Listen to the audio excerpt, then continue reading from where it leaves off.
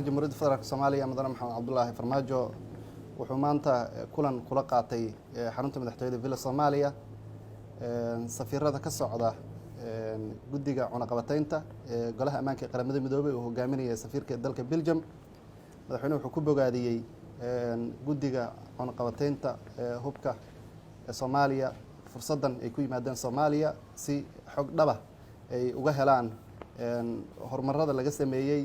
iyo tallaabooyinka loo qaaday sidii loo xaqiijin lahaa in Soomaaliya ay muujinayso dib u soo kabasho. waxaa kaloo madaxweynuhu uu adkeeyey in dowladda federaalka Soomaaliya inkastoo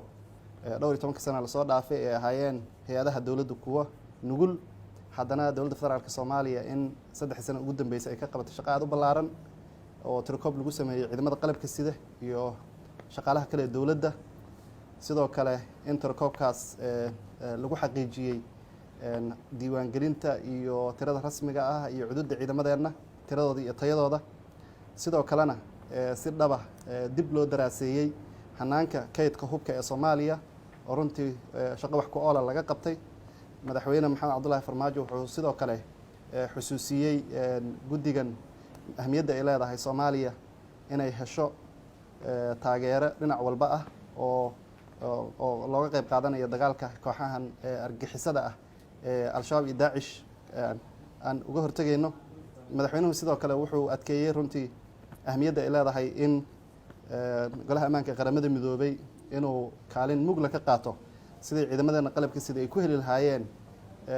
agab iyo tababaro lagula dagaalamayo miinooyinka dhulka lagu aaso oo ayadan aad ugu batay, iyo sidoo kale qaraxyada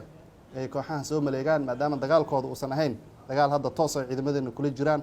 oo u noqday dagaal maxay ahayd ku dhisan ku dhufo oo ka dhaqaaq iyo miinooyinkaas iyo maxay ahayd dhibaatooyinkaas ay maleegayaan. madaxweyne maxamed cabdullaahi farmaajo wuxuu sidoo kale adkeeyey iyadoo laga duulayo ahmiyadda istiraatiijiyadeed ee dalkan uu dhaco iyo kaalinta ay ku yeelan karto xasiloonida gobolka inay dowladda federaalka Soomaaliya muujisay inay kaalin mugla ka qaadanayso sidii xasilooni iyo amni iyo wada qabsi loogu soo dabaali lahaa mandaqadan. sidoo kalena